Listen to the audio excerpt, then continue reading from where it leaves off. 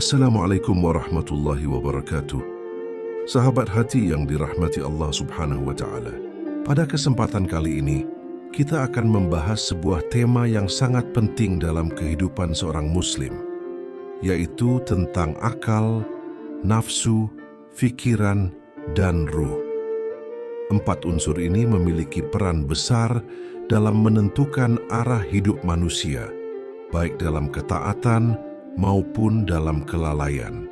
Pembahasan ini insya Allah akan kita pahami lebih dalam berdasarkan Al-Quran dan hadis-hadis Rasulullah yang sahih, serta bagaimana cara kita mengendalikan keempat unsur tersebut agar senantiasa berada di jalan yang diridai oleh Allah Subhanahu wa Ta'ala. Sebelum kita melanjutkan pembahasan, marilah kita awali dengan bersalawat kepada junjungan kita Nabi Muhammad, juga kepada keluarga, para sahabat, serta seluruh pengikut beliau hingga akhir zaman. Dan jangan lupa sahabat sekalian, dukung channel ini dengan cara menekan tombol like dan subscribe, agar channel ini terus berkembang dan dapat menjadi sarana dalam menyebarkan kebaikan kepada seluruh umat muslim. Semoga setiap dukungan yang kita berikan menjadi amal jariah yang terus mengalir pahalanya. Allah berfirman dalam Al-Quran surah Yunus ayat 100, وَمَا كَانَ لِنَفْسٍ أَن تُؤْمِنَ إِلَّا بِإِذْنِ اللَّهِ وَيَجْعَلُ الرِّجْسَ عَلَى الَّذِينَ لَا يَعْقِلُونَ. Artinya, dan tidaklah mungkin bagi seseorang untuk beriman kecuali dengan izin Allah, dan Allah menimpakan azab kepada orang-orang yang tidak menggunakan akalnya. Ayat ini sangat tegas menunjukkan bahwa iman adalah karunia Allah, namun akal yang tidak digunakan untuk menerima kebenaran menjadi sebab turunnya murka dan azab. Tingginya kedudukan akal di sisi Allah. Akal adalah anugerah agung yang Allah berikan kepada manusia. Dengan akal, manusia dibedakan dari makhluk lainnya, diberi kemampuan memahami perintah dan larangan, serta layak menerima amanah sebagai khalifah di muka bumi. Karena itu, Al-Quran sangat sering menyeru manusia agar menggunakan akalnya. Allah tidak sekadar memberi akal, tetapi juga menjadikannya alat utama untuk menerima kebenaran. Akal sebagai pintu masuk iman. Dalam Al-Quran, iman tidak datang melalui paksaan, tetapi melalui kesadaran akal yang jujur. Akal pada hakikatnya adalah satu, namun hasil kerjanya dapat berbeda. Dari sinilah para ulama menjelaskan bahwa akal bisa melahirkan kebaikan dan bisa pula melahirkan keburukan. Perbedaan ini bukan terletak pada kecerdasan seseorang, melainkan pada arah penggunaan akalnya. Akal yang baik adalah akal yang tunduk kepada kebenaran. Ia mau menerima petunjuk dari Allah, meskipun bertentangan dengan keinginan pribadi. Akal seperti ini melahirkan ketenangan, rasa takut kepada Allah, serta dorongan untuk taat dan menjauhi larangan. Akal yang baik tidak menjadikan dirinya hakim atas wahyu, tetapi menjadikan wahyu sebagai cahaya yang membimbingnya. Sebaliknya, akal yang buruk bukanlah akal yang lemah, melainkan akal yang menyimpang arah. Ia digunakan untuk membenarkan hawa nafsu, mencari alasan untuk menolak kebenaran, dan memutarbalikkan dalil agar sesuai dengan keinginan diri. Akal seperti ini bisa sangat cerdas, namun kecerdasannya tidak membawa kepada hidayah, bahkan menjadi sebab kesesatan dan murka Allah. Disinilah peran pikir menjadi sangat penting. Pikir adalah gerak akal dan arah yang ditempuhnya. Akal hanyalah alat, sedangkan pikir adalah cara menggunakannya. Ketika pikir diarahkan untuk merenungi ayat-ayat Allah, memahami ciptaannya, dan menimbang segala sesuatu dengan timbangan akhirat, maka akal akan hidup dan menjadi baik. Namun ketika pikir dibiarkan mengikuti hawa nafsu, kepentingan dunia dan kesombongan, maka akal akan rusak meskipun terlihat cerdas di mata manusia. Pikir yang benar akan melahirkan kesadaran, penyesalan atas dosa, dan keinginan untuk memperbaiki diri. Ia menghidupkan akal dan menuntunnya menuju iman. Sebaliknya, pikir yang salah akan mematikan cahaya akal, menjadikannya alat pembela kebatilan dan menutup pintu hidayah. Maka yang menentukan keselamatan manusia bukanlah seberapa tajam akalnya, tetapi kemana pikirnya diarahkan. Ketika akal dipimpin oleh pikir yang tunduk kepada wahyu, ia menjadi cahaya. Namun ketika akal dipimpin oleh pikir yang tunduk kepada nafsu, ia berubah menjadi sebab kebinasaan. Rasulullah menegaskan kedudukan akal secara sangat kuat melalui hadits-hadits sahih, terutama dengan menjadikan akal sebagai dasar tanggung jawab agama. Berikut hadits sahih tentang akal yang benar-benar dapat dijadikan hujjah. Rasulullah bersabda, "Rufi'al qalamu an thalathatin, 'anil naimi hatta yastayqidha, wa 'anil sabiyyi hatta yahtalima, wa 'anil majnuni hatta ya'qila." Artinya, pena pencatat amal diangkat dari 3 golongan. Dari orang yang tidur hingga ia bangun, dari anak kecil hingga ia balik, dan dari orang gila hingga ia berakal. Hadits riwayat Abu Dawud, At-Tirmidzi, dan lainnya. Hadits ini termasuk sahih. Hadits ini menunjukkan dengan sangat jelas bahwa akal adalah syarat sah seseorang dibebani agama. Tanpa akal, tidak ada dosa dan tidak ada pahala. Ini menandakan bahwa akal memiliki kedudukan yang sangat tinggi dalam Islam, karena seluruh perintah dan larangan Allah hanya berlaku bagi orang yang berakal. Rasulullah juga bersabda dalam hadits sahih, "Ma nahaitukum anhu fajtanibuh, wa ma amartukum bihi fa'tu minhu mastata'tum." Artinya, apa yang aku larang kalian darinya maka jauhilah, dan apa yang aku perintahkan, maka lakukanlah sesuai kemampuan kalian. Hadits riwayat Al-Bukhari dan Muslim. Hadits ini menunjukkan bahwa akal digunakan untuk memahami kemampuan, batas dan tanggung jawab, bukan untuk menolak perintah Allah.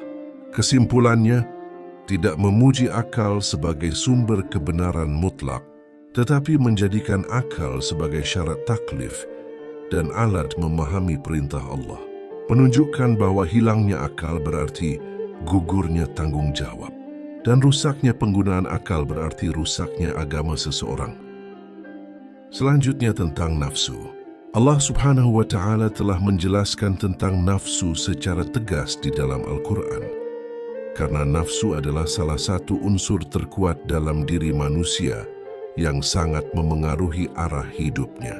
Allah berfirman, "Wa amma man khafa maqama rabbih wa naha an-nafsa 'anil hawa, fa innal jannata hiyal ma'wa." Artinya, dan adapun orang yang takut akan kedudukan Tuhannya dan menahan nafsunya dari keinginan hawa nafsu, maka sungguh surgalah tempat tinggalnya. Surah An-Nazi'at ayat 40-41. Ayat ini menunjukkan bahwa nafsu adalah sesuatu yang harus dikendalikan, bukan diikuti begitu saja. Allah tidak memerintahkan untuk mematikan nafsu, tetapi menahannya agar tidak melampaui batas yang telah ditetapkan oleh syariat. Nafsu pada dasarnya adalah dorongan dalam diri manusia. Ia bisa menjadi sarana kebaikan jika diarahkan, dan bisa menjadi sebab kebinasaan jika dibiarkan liar. Karena itu, Al-Quran menggambarkan nafsu dengan beberapa keadaan. Ada nafsu yang selalu mengajak kepada keburukan. Tentang hal ini Allah berfirman, "Innan nafsa la'ammaratun bis-su' illa ma rahima Rabbi." Artinya, sesungguhnya nafsu itu benar-benar selalu menyuruh kepada kejahatan kecuali nafsu yang diberi rahmat oleh Tuhanku. Surah Yusuf ayat 53. Ayat ini menjelaskan bahwa tabiat awal nafsu adalah mendorong kepada dosa, mengikuti syahwat, dan melawan kebenaran. Jika nafsu ini tidak dikendalikan, maka ia akan menutup akal, memalingkan pikir, dan mengeraskan hati. Namun Allah juga menjelaskan bahwa nafsu bisa berada pada keadaan yang lebih baik. Ada nafsu yang mencela dirinya sendiri ketika berbuat salah. Allah bersumpah dengannya dalam firman-Nya, "Wala uqsimu bin nafsil lawwamah." Artinya, dan aku bersumpah dengan jiwa yang selalu mencela dirinya sendiri. Surah Al-Qiyamah ayat 2, nafsu ini belum sempurna, tetapi ia masih hidup. Ia gelisah saat berbuat dosa, menyesal ketika menyimpang, dan masih mau kembali kepada Allah. Inilah tanda bahwa akal dan iman masih berfungsi. Dan puncaknya adalah nafsu yang tenang, yang telah tunduk kepada Allah. Tentang nafsu ini Allah berfirman, "Ya ayyatuhan nafsul mutmainnah, irji'i ila rabbiki radiyatan mardiyatan." Artinya, wahai jiwa yang tenang, kembalilah kepada Tuhanmu dengan hati yang ridha dan diridai. Surah Al-Fajr ayat 27-28. Nafsu yang tenang bukan berarti tidak memiliki keinginan, tetapi keinginannya telah tunduk kepada perintah Allah. Ia tidak lagi melawan akal dan wahyu, melainkan berjalan seiring dengannya. Dari sini terlihat bahwa nafsu bukan musuh yang harus dimusnahkan, tetapi kekuatan yang harus dikendalikan. Ketika nafsu memimpin, akal menjadi budak dan kebenaran ditolak.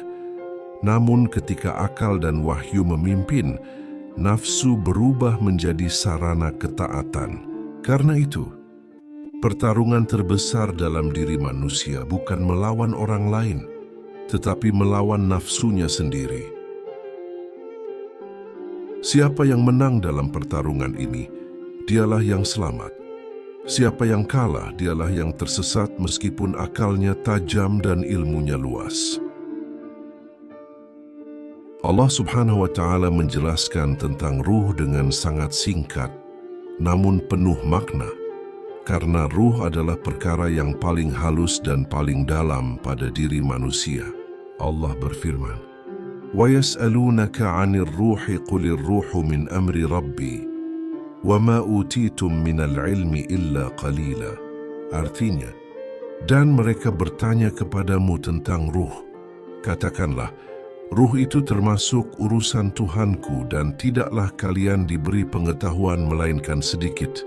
Surah Al-Isra ayat 85. Ayat ini menunjukkan bahwa ruh bukan sekadar bagian dari tubuh dan bukan pula sekadar fungsi biologis.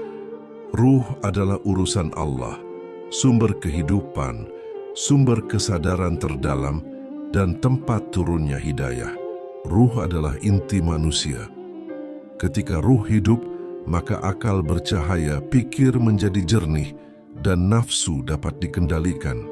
Namun ketika ruh melemah, maka akal menjadi tumpul, pikir menyimpang, dan nafsu mengambil alih kendali. Akal berfungsi untuk memahami, pikir berfungsi untuk mengarahkan, nafsu berfungsi sebagai dorongan, tetapi ruh adalah penghidup semuanya. Tanpa ruh yang hidup, akal hanya menjadi alat logika kosong, pikir hanya menjadi perhitungan dunia, dan nafsu berubah menjadi penguasa. Karena itu Al-Quran sering mengaitkan kehidupan ruh dengan iman dan zikir. Allah berfirman, "Awaman kana maitan fa ahyainahu wa ja'alna lahu nuran yamshi bihi fin nas." Artinya, dan apakah orang yang tadinya mati, lalu kami hidupkan dan kami berikan kepadanya cahaya, yang dengan cahaya itu ia berjalan di tengah manusia. Surah Al-An'am ayat 122. Kematian yang dimaksud di sini bukan kematian jasad, tetapi matinya ruh. Dan kehidupan yang Allah berikan adalah hidupnya ruh dengan iman. Cahaya itu menghidupkan akal, meluruskan pikir, dan menundukkan nafsu. Jika ruh kuat karena iman, zikir dan ketaatan, maka akal akan mudah menerima kebenaran. Pikir akan cenderung kepada akhirat. Nafsu tidak dimatikan, tetapi dikendalikan. Nafsu makan, nafsu berbicara, nafsu keinginan, semuanya berjalan dalam batas yang diridai Allah. Namun jika ruh lemah karena dosa, kelalaian dan jauhnya dari Allah, maka nafsu akan menguat. Ketika nafsu menguat, pikir akan membenarkannya. Ketika pikir membenarkannya, akal akan digunakan untuk mencari alasan. Pada saat itu, akal tampak bekerja, tetapi sebenarnya telah kehilangan cahaya ruh. Inilah sebabnya mengapa orang yang cerdas bisa tersesat dan orang yang sederhana bisa mendapat hidayah. Bukan karena kekuatan akalnya, tetapi karena hidup atau matinya ruhnya. Ruh adalah pemimpin sejati. Akal adalah pembantu. Pikir adalah pengarah. Nafsu adalah pengikut. Jika pemimpin ini lemah, maka pengikut akan memberontak. Tetapi jika ruh kuat dan dekat dengan Allah, maka semuanya akan berjalan seimbang. Karena itu, memperbaiki akal saja tidak cukup. Meluruskan pikir saja tidak cukup. Menahan nafsu saja tidak cukup. Semua itu harus dimulai dari menghidupkan ruh dengan iman, zikir, taubat, dan ketaatan. Di sanalah letak keselamatan manusia. Ketika ruh hidup, seluruh diri tunduk kepada Allah. Ketika ruh mati, seluruh diri berjalan tanpa arah meskipun tampak pintar dan kuat. Pada akhirnya, setelah kita memahami tentang akal, pikir, nafsu, dan ruh, kita menyadari bahwa manusia bukan sekadar tubuh yang hidup, bergerak, dan berpikir. Manusia adalah makhluk yang Allah ciptakan dengan susunan yang sangat sempurna. Di dalam dirinya ada akal untuk memahami, ada pikir untuk mengarahkan, ada nafsu sebagai dorongan, dan ada ruh sebagai inti kehidupan. Keempat unsur ini tidak berdiri sendiri, tetapi saling memengaruhi dan menentukan arah hidup seorang hamba. Ketika akal digunakan sebagaimana mestinya, ia akan mengenali kebenaran. Ketika pikir diarahkan kepada ayat-ayat Allah, ia akan meluruskan langkah. Ketika nafsu dikendalikan, ia tidak lagi menjadi musuh, tetapi berubah menjadi sarana ketaatan. Dan ketika ruh hidup dengan iman dan zikir, maka seluruh diri akan tunduk kepada Allah Subhanahu wa Ta'ala. Inilah keadaan manusia yang selamat, manusia yang berjalan di atas cahaya meskipun hidup di tengah gelapnya dunia. Namun sebaliknya, ketika ruh melemah karena lalai dari Allah, akal menjadi alat pembenaran, pikir terseret oleh hawa nafsu, dan nafsu mengambil alih kendali. Pada saat itu manusia bisa tampak cerdas, berilmu, dan berkuasa, tetapi sejatinya ia sedang menjauh dari tujuan penciptaannya. Inilah kerugian yang paling besar ketika seseorang kehilangan arah padahal ia merasa sedang berjalan. Karena itu, perjuangan terbesar seorang hamba bukanlah melawan orang lain, bukan pula mengalahkan dunia, tetapi melawan dirinya sendiri. Meluruskan pikir, menundukkan nafsu, menjaga akal, agar tetap tunduk kepada wahyu, dan menghidupkan ruh dengan iman, adalah jihad yang tidak pernah berhenti selama hayat masih dikandung badan. Semoga apa yang kita pelajari ini tidak berhenti sebagai pengetahuan, tetapi benar-benar menjadi kesadaran yang mengubah cara kita berpikir, bersikap, dan melangkah. Semoga Allah menjadikan akal kita akal yang menerima kebenaran, menjadikan pikir kita pikir yang selalu terhubung dengan akhirat, menjadikan nafsu kita nafsu yang tunduk kepada perintahnya, dan menjadikan ruh kita ruh yang hidup dengan iman dan ketenangan. Kita memohon kepada Allah agar Dia tidak membiarkan kita bersandar kepada diri kita sendiri, meskipun hanya sekejap mata. Kita memohon agar Allah menjaga kita dari akal yang menolak kebenaran, dari pikir yang tersesat, dari nafsu yang liar, dan dari ruh yang mati karena kelalaian. Ya Allah, hidupkanlah ruh kami dengan iman, hiasi akal kami dengan hikmah, luruskan pikir kami dengan cahaya-Mu, dan tundukkan nafsu kami agar selalu berada dalam ridha-Mu. Jadikanlah akhir kehidupan kami sebagai akhir yang baik, dan pertemukanlah kami dengan-Mu dalam keadaan Engkau ridha kepada kami dan kami ridha kepada-Mu. Semoga apa yang disampaikan ini menjadi pengingat bagi diri yang lemah ini sebelum menjadi pengingat bagi orang lain, dan semoga Allah menjadikannya sebagai amal jariah yang terus mengalir pahalanya, baik bagi yang menyampaikan maupun bagi yang mendengarkan.